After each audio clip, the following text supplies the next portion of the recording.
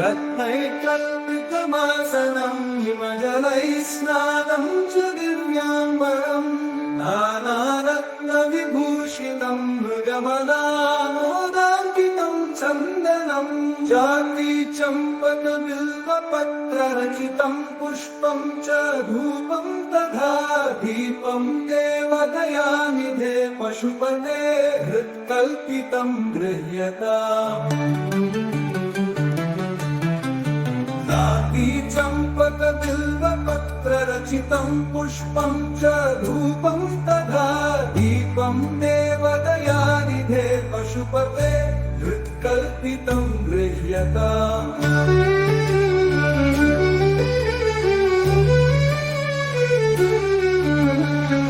सौवर्णे नवरत्नखण्डरचिते पात्रे घृतं पायसं भक्ष्यं पञ्चविधं पयोदधियुतं रम्भाफलं पानकं शाकानामयुतं जलं रुचिकरं कर्पूरखण्डोच्चलं ताम्बूलं मनसा मया विरचितं भक्त्या प्रभो स्वीकुरु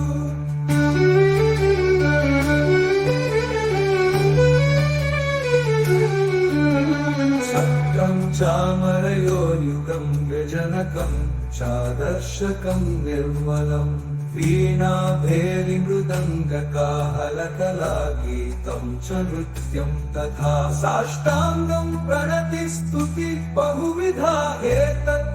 समस्तं मया सङ्कल्पेन समर्पितं तव विभो पूजां दधान प्रभो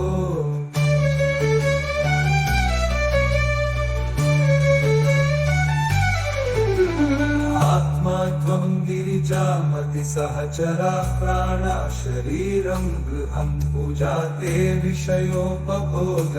रचना निद्रा समाधिस्थितिः सञ्चारः पदयो प्रदक्षिणविधिः स्तोत्राणि सर्वा गिरो यत् करोमि तत्तदखिलं शम्भो तवाराधनम्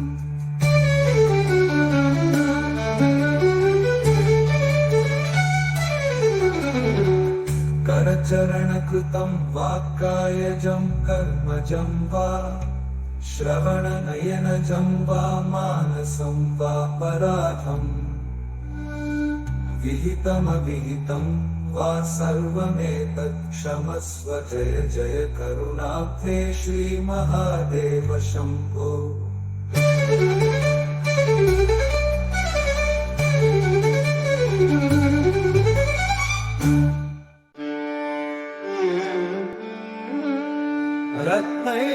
रत्नैकल्पितमासनं हिमजलैः स्नानं च दिव्याम्बरम्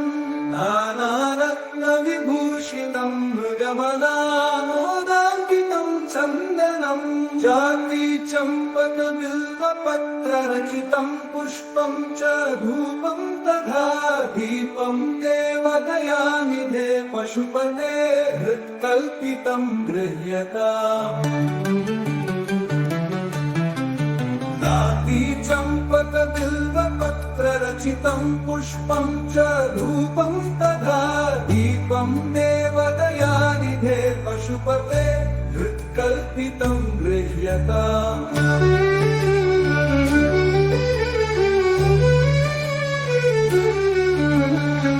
सौवर्णे नवरत्नखण्डरचिते पात्रे घृतं पायसं भक्ष्यं पञ्चविधं पयोदधियुतं रम्भाफलं पानकं शाकानामयुतं जलं रुचिकरं कर्पूरखण्डोच्चलं ताम्बूलं मनसा मया विरचितं भक्त्या प्रभो स्वीकुरु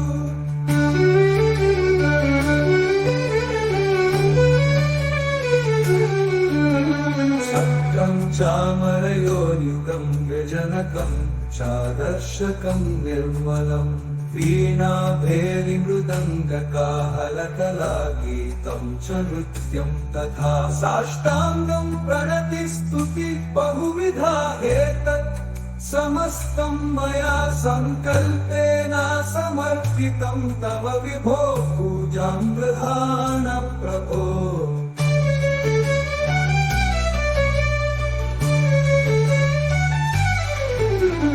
आत्मा त्वं गिरिजामति सहचरा प्राणा शरीरं गृहं पूजा ते विषयोपभोग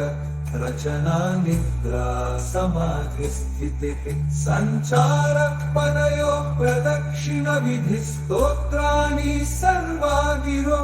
यद्यत्कर्मा करोमि तत्तदखिलं शम्भो तवाराधनम्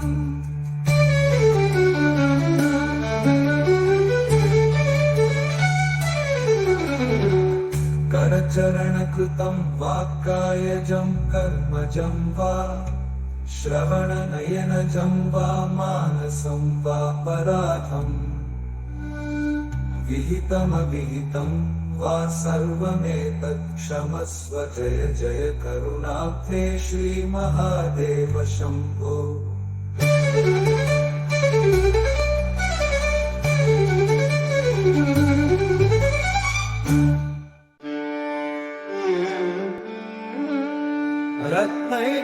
रत्नैकल्पितमासनं हिमजलैः स्नानं च दिव्याम्बरम् नानारत्नविभूषितं मृगमदामोदाङ्कितं चन्दनं जातीचम्पकबिल्वपत्ररचितं पुष्पं च धूपं तथा दीपं देवदयानिधे पशुपते हृत्कल्पितं गृह्यताम् चम्पकबिल्वपत्ररचितं पुष्पं च धूपं तथा दीपं देवदयानिधे पशुपते हृत्कल्पितं गृह्यताम्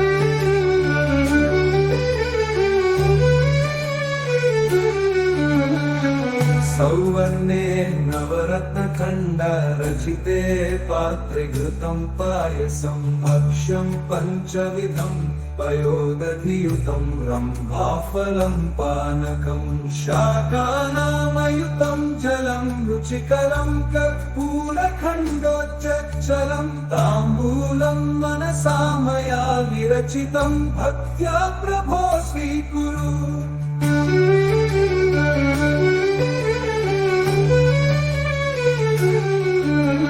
सत्यं चामरयोयुगं व्यजनकं चादर्शकं निर्मलं वीणाभेरिमृदङ्गकाहलकलागीतं च नृत्यं तथा साष्टाङ्गं प्रणतिस्तुति बहुविधा एतत्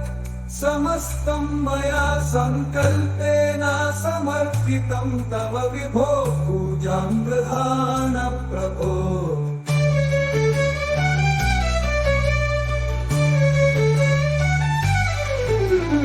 आत्मा त्वं गिरिजामति सहचरा प्राणा शरीरं गृहं पूजा ते विषयोपभोग रचना निद्रा समाधिस्थितिः सञ्चारपरयो प्रदक्षिण विधि स्तोत्राणि सर्वा गिरो यद्यत्कर्मा करोमि तत्तदखिलं शम्भो तवाराधनम्